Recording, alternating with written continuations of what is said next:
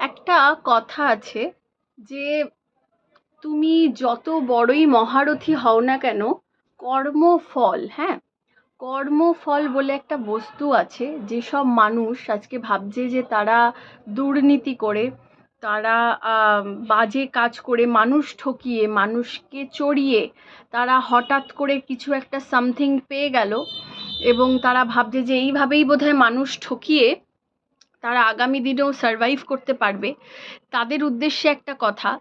এই চাকার মতো না সব কিছু ঘোরে, মানে পৃথিবীটাও তো গোল। তুমি যেখান থেকে শুরু করবে তোমাকে আবার ঘুরে সেখানটাতেই এসে দাঁড়াতে হবে।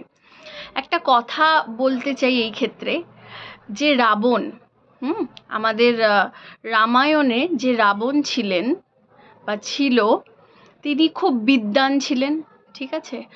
তিনি অনেক জ্ঞান, বেদ শাস্ত্রের অনেক অধ্যয়নের পরে ওনার অনেক জ্ঞান ছিল। তার টাকা পয়সার কোনো অভাব ছিল না। তোমরা সবাই জানো যে তার রাজ্যটা ছিল সোনার, সোনার লঙ্কা বলা হতো। তার কাছে স্বয়ং মহাদেবের আশীর্বাদ, স্বয়ং মা লক্ষ্মীর কৃপা সব কিছুই তার ওপর ছিল। তারপরেও শুধুমাত্র একটাই অধর্ম বা একটাই অকর্ম যেটা তার সর্বনাশকে ডেকে এনেছিল, ঠিক আছে। আমার বলার কারণ বা যুক্তিটা এখানে এটাই, যে যতই মহাদেবের কেউ ভক্ত হয়ে যাক না কেন, বা যতই ভগবান চারিতা করে নিক না কেন, যদি তোমার কর্ম খারাপ হয়, তোমাকে সেই ভগবান, সেই মহাদেবী টেনে সেই কর্মফল ভোগাতে নিয়ে যাবে। যেরকম রাবণের হয়েছিল, তার সোনার লঙ্কা, তার হাজার হাজার দাসী চাকর বাকর, সে রাজা ছিলেন, এমনকি রামের থেকেও বেশি পণ্ডিত, বেশি গুণবান, বেশি ধনী কে ছিল? রাবণ। কিন্তু তার অন্ত এই কারণেই হয়েছিল যে সে একটা অধর্ম করেছিল, ঠিক আছে।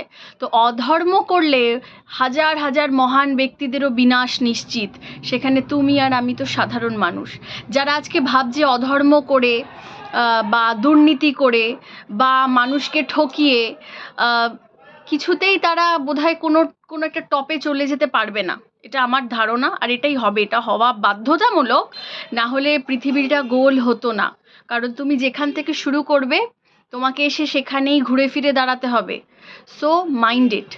যারা এই ধরনের কাজের সাথে জড়িত, আজকে 26,000 মানুষের চাকরি চলে গেছে, আজকে অনেক দুর্নীতি করে মানুষ ভাবছে বোধহয় পার পেয়ে যাবে, আসলেও এটা কিন্তু হয় না। কর্মফল তোমাকে ভুগতেই হবে, তুমি যত বড়ই মহারথী হও না কেন। This is the last thing. আজকে বলতে নেই, সাংঘাতিকভাবে মন ভারাক্রান্ত, খুব ডিস্টার্বড মেন্টালি, যে এতগুলো মানুষের চাকরি চলে গেছে কিছু অসাধু ব্যক্তিদের জন্য। আমাদের এই সমাজটা এখন অসাধু মানুষদের জন্য এতটাই ঘিরে রয়েছে যে মানে কিছু বলার নেই।